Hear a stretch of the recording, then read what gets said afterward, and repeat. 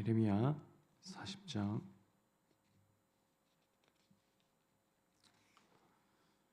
1절에서 10절까지 말씀 읽겠습니다. 예레미야 40장 1절에서 10절 말씀입니다. 교독하겠습니다. 사령관 르부사라단이 예루살렘과 유다의 포로를 바벨론으로 옮기는 중에 예레미야도 잡혀 사슬로 결박되어 가다가 라마에서 풀려난 후에 말씀이 여호와께로부터 예레미야에게 임하니라. 예레미야를 불러다가 이르되 내 하나님 여호와께서 이곳에 이 재난을 선포하시더니 여호와께서 그가 말씀하신 대로 행하셨으니 이는 너희가 여호와께 범죄하고 그의 목소리에 순종하지 아니하였으므로 이제 이루어졌도다. 이 일이 너희에게 임한 것이니라.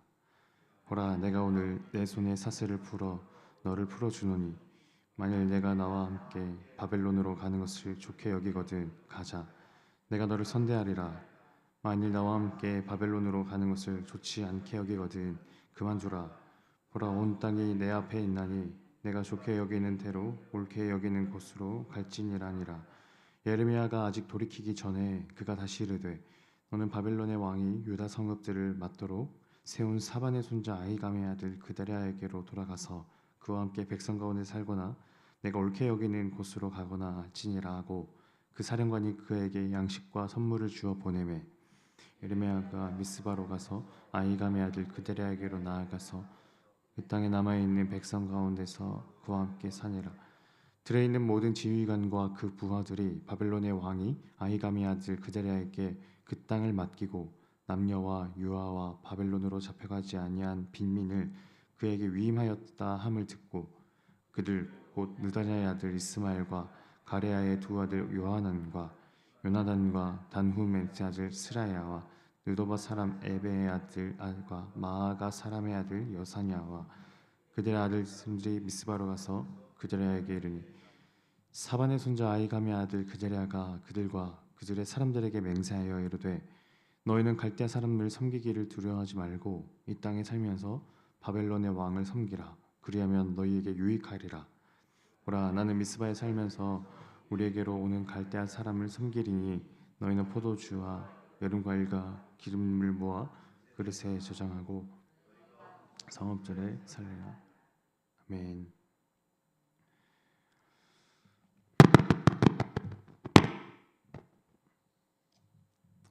예레미야가 그토록 예언했던 상황이 현실이 되었습니다. 예레미야 39장에 보면 바빌론의 공격에 의해 예루살렘이 멸망당하는 장면이 나오는데요. 바벨론의 왕 느부갓네살이 예루살렘을 포위하고 약 1년 만에 예루살렘 성벽을 뚫고 진입하는 데 성공했습니다. 그리고 안타깝게도 유다의 왕 시드기야는 비극적인 운명을 맞이했습니다. 예레미야 39장 6절에서 7절 바벨론의 왕이 리블라에서 시드기야의 눈앞에서 그의 아들들을 죽였고 왕이 또 유다의 모든 귀족들을 죽였고 왕이 또 시드기야의 눈을 빼게 하고 바벨론으로 옮기려고 사슬로 결박하였더라. 시드기야는 눈이 뽑혔다는데 이것은 어쩐지 가볍게 지나쳐지지가 않습니다. 그가 잘 분별하지 못하는 영적 맹인의 상태와 같다는 것이 상징적으로 보여주는 대목 같아서 그렇습니다. 40장으로 다시 넘어와서 오늘 말씀 본문을 좀 자세히 읽다 보면 여러 가지 흥미로운 역전 현상이 일어나는데요.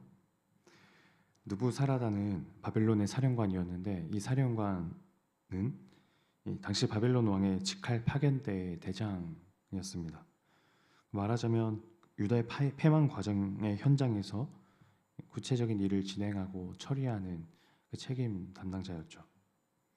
사령관 느부사라단은 예레미야 39장 9절에 의하면 바벨론에 투항한 사람들 혹은 아직 투항하지 않은 사람들을 포로로 사로잡아 본국으로 이송하는 역할을 맡기도 했다고 합니다.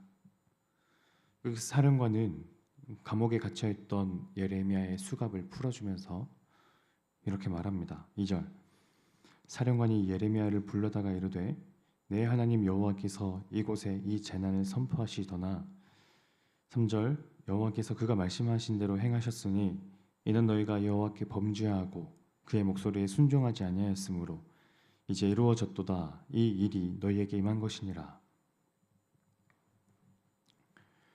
좀 아이러니한 것은 유다는 왜 우리나라가 바벨론에게 멸망당해야 되는지에 대한 그 이유를 잘 알지 못하거나 혹은 알아도 외면했지만 유다가 아닌 바벨론의 사령관은 그 이유에 대해 정확하게 진단합니다. 살아계신 하나님의 목소리에 순종하지 않고 하나님께 범죄해야 했기 때문에 하나님이 유다에게 이런 재난을 허락하신 거라고 말하죠. 또 하나의 역전 현상은 어제의 날짜에 해당되는 본문에서 발견할 수 있는데요. 예레미야 39장 10절 사령관 느부사라단이 아무 소유가 없는 빈민을 유다 땅에 남겨두고 그날의 포도원과 밭을 그들에게 주었더라. 많은 선지자가 왕에게 혹은 민족에게 했던 예언은 크게 두 가지로 나눌 수 있습니다. 하나는 저희가 잘 아는 그런 영적인 문제, 사람들이 하나님이 아닌 다른 신을 섬김으로써 그 영적 음행을 저지른다는 점을 가장 첫 번째로 지적했다면, 또한 그만큼 중요한 것은 시행되지 않고 이루어지지 않는 그 정의의 문제였습니다. 사회적, 경제적인 불평등의 구조와 현상에 대해 어떤 조치나 책임을 지지 않으려는 그런 그 왕이나 그런 위치에 있는 사람들을 향해 선지자들은 일갈했죠. 유다는 선지자의 말을 듣지 않았고 그 땅에서는 온갖 종류의 불의가 여전히 횡행했습니다. 정작 반응해야 할 유다는 어떤 반응도 보이지 않았지만 오히려 바벨론의 사령관인 느부사라단은 유다의 가난한 사람들을 포로로 끌어가지도 않고 포도원과 밭을 제공해 줌으로써 유다와 바벨론 중 예루살렘이라는 이 도시가 또 유다가 회복되고 재건되는 가가 바벨론과 유다 중 어디를 통해 그것이 이루어지는가가 또 역설적으로 드러나는 대목이기도 합니다. 정의의 요청 앞에 유다는 반응하지 않았지만 이방인인 바벨론이 그것을 시행하려고 하는 거죠. 그렇게 바벨론의 사령관인 느부사라단이 닦아놓은 길 덕분에 이후 유다 총독이 된 그다랴가 도시의 경제와 정의의 회복을 꿈꾸는 정책을 펼칠 수 있었습니다. 그다랴는 다윗 가문은 아니지만 사반 가문의 아히감의 아들로 비다윗 가문 중에서는 가장 유력한 사람이었다고 합니다. 그는 총독부를 예루살렘이 아니라 미스바에 두었고 또 그렇게 해서 잠깐 동안이지만 미스바가 유다의 새로운 하나의 중심 도시로서 역할을 하기도 했었습니다. 그는 이렇게 말합니다. 10절 보라 나는 미스바에 살면서 우리에게로 오는 갈대 사람을 섬기리니 너희는 포도주와 여름 과일과 기름을 모아 그릇에 저장하고 너희가 얻은 성읍들에 살라하니라. 새로운 유다 총독인 그가 포도주와 여름 과일, 기름을 모아 저장하라고 말할 때 그는 이 모든 것이 바벨론 덕분에 가능하다는 것도 알았을 겁니다. 그러므로 그는 9절에서 말합니다.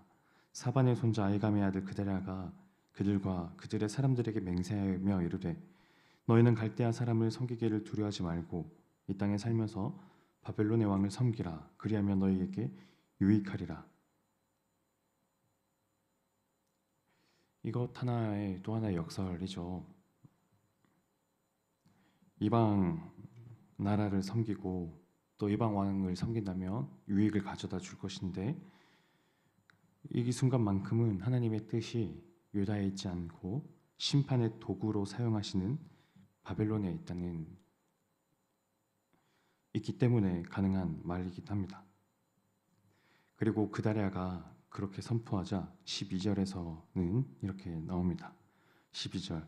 그 모든 유다 사람이 쫓겨났던 각처에서 돌아와 유다 땅 미스바에 사는 그다리아에게 이르러 포도주와 여름 과일을 심히 모으니라. 이방인인 바벨론으로부터 시작된 도시의 재건, 그리고 또 하나님의 뜻이 그다리아를 통해 하나씩 이루어지는 상황입니다.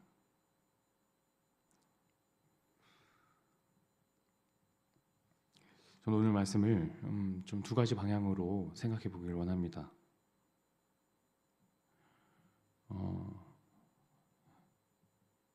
한 도시는 이렇게 멸망이 됐지만, 그러나 조금씩 그 회복의 기미가 있습니다. 포도원이 주어지고 밭이 주어지고, 또 그렇게 사람들은 자신들의 과일들과 또 포도주를 모으면서 저장하면서 도시의 재건을 조심스럽게 꿈꾸는 상황입니다.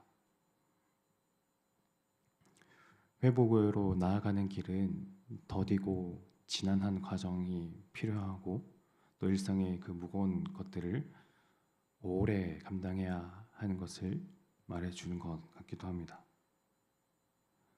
저희가 회복되고 또 재건되어야 할 지점은 무엇인지요? 일상의 그 시간을 길게 견디면서 그것을 꿈꾸며 나아가면 좋겠습니다.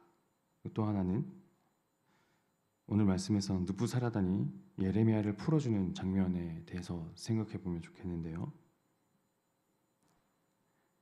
느부사라단은 유다가 왜 패망하게 되었는지에 대해 그 하나님의 뜻에 따른 사유를 펼쳤죠.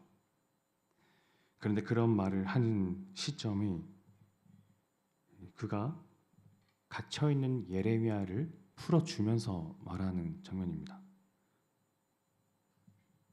마치 하나님의 말씀 앞에 유다 백성이 보였던 반응과 이방 바벨론의 반응이 다르고, 또 오히려 이방 바벨론이 오히려 하나님의 말씀 앞에 정직한 마음으로 그것을 대했다는 것이 드러나는 것처럼요.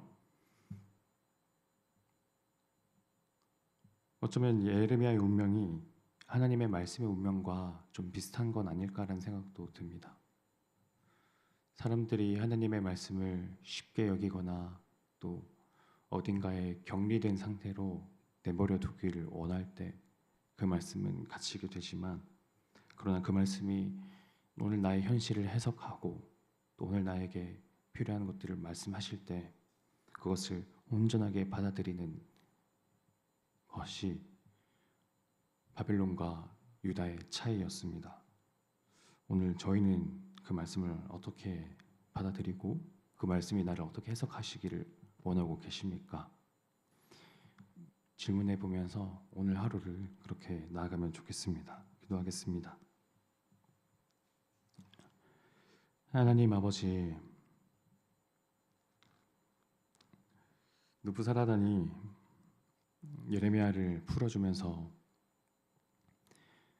그를 향해 유다가 이렇게 된 이유는 너희가 하나님의 말씀을 듣지 않았기 때문이라고 말할 때, 오히려